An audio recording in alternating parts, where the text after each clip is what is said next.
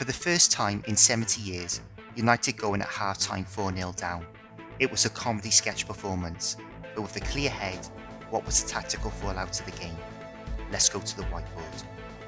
A lot has been made of United's press, or lack of, against Liverpool, but it was Liverpool's tactics that put United's feeble organisation under immense pressure.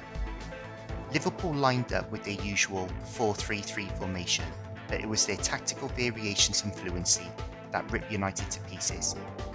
Henderson played as a single pivot, with Milner and Keita fanning out either side of Henderson in more advanced positions.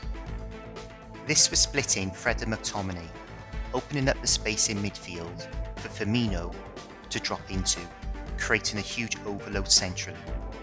From here, Fred and McTominay were just reacting to wherever the ball was being played, and whatever they did was always resulting in Liverpool players in acres of space. United were forced to break their defensive line, with one of their centre-backs stepping out to prevent the central overload, leaving gaps in behind. What was putting even more pressure on United's defensive solidity was, whichever side of the field the ball was on, the wide forward on the other side for Liverpool was tucking right in, along with the outside midfielder breaking forward, creating the overload against the remaining centre-back.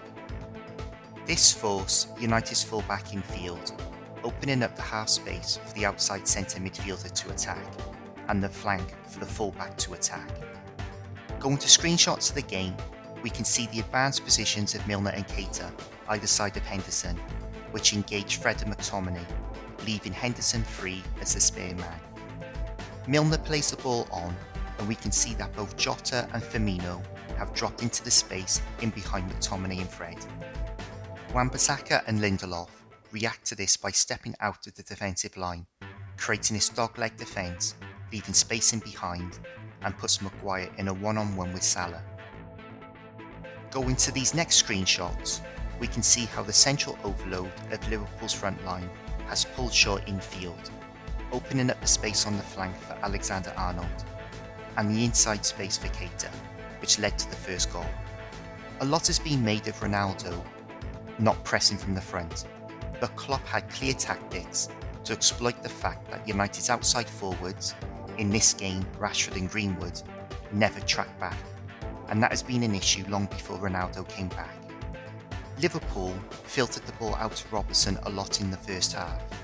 That was the trigger for Jota to pull out into the wide area. Liverpool knew Greenwood wouldn't go with Robertson, which would put Wan-Bissaka in a 2-on-1 overload. This was then forcing McTominay across to prevent the overload, which was creating a huge chasm centrally.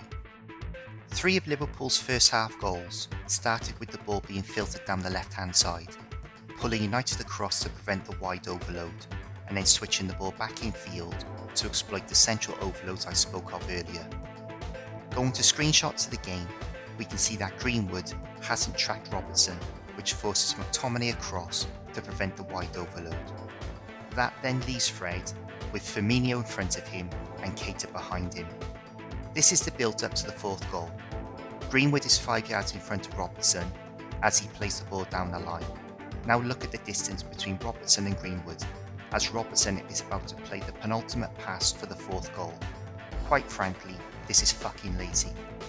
There are bodies there, but Robertson has got into this area unopposed, which is why he was able to get onto the ball despite the numbers. The Devil's verdict is, nothing new happened on Sunday that hasn't been happening all season. Liverpool just had the cutting edge to take the copious numbers of chances they were creating.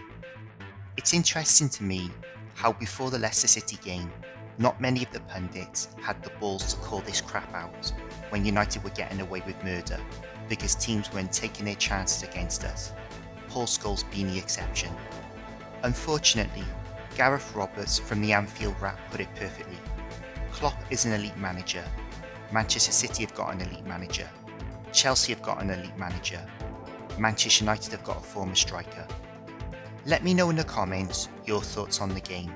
Thank you for watching, and please like, subscribe and share, and I'll see you in the next video.